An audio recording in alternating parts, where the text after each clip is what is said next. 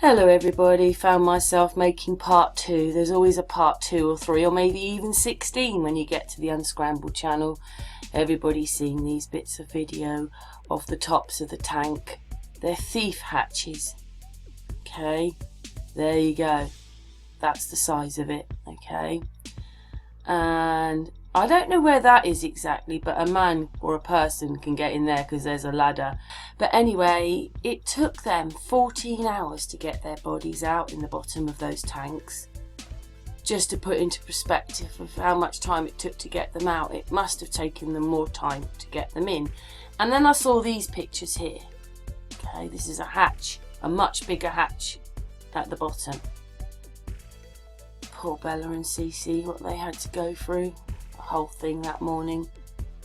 That's if they were alive then, because none of us know, do we, if he's ever telling the truth.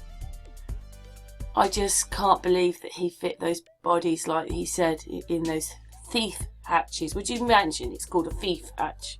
I mean, how just amazing the naming of the hatches. That's what they're called. So you can see. I'm now going to play you what the news are reporting, okay? They don't get it either. This expert here can't see that he put the children through those holes, so here goes. 100 barrels, it would take 3 months to fill them naturally. So just thinking that through, if in fact the opening on the top, and again I'll hold it up, is too small for Chris Watts to, as he apparently, according to the police, admitted, too small for him to put those children through, he would have had to do it from the bottom, which means the tank would have had to be empty, or he'd have been gushed on by a full tank of oil.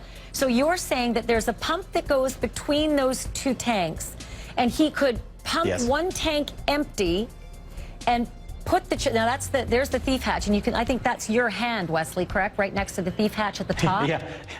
Okay, so we got a relative that's my size. hand to give you scale. Yeah. And that's at the top. Yeah, this is an example tank that's similar. Yeah, that's part of what kind of bent my brain is, you know, I really don't think you could easily get anything, and it's designed that way for you to not drop anything through that top hatch. They keep it very small, so 8 inches is quite small. That's what made me think you pretty much have to take that bottom manway open, and the standard design, you know, there's 64 bolts, and you got to drain all of the liquids out to really, you know, we have a picture of that. Put the picture up of the bottom manway, because Wesley's also given us an example photo of this tank where he is standing next to the manway. This is the actual site. What I'd like now is the example site of the manway that Wesley shows us, if we can show that. It's called the clean out manway. There it is. And you can see Wesley's hand. Now you can see the relative size of that opening and all those bolts that would have to be opened, unscrewed and screwed back on. And clearly it is at the bottom of the tank. So it's going to have to be really, that tank's going to have to be literally dry.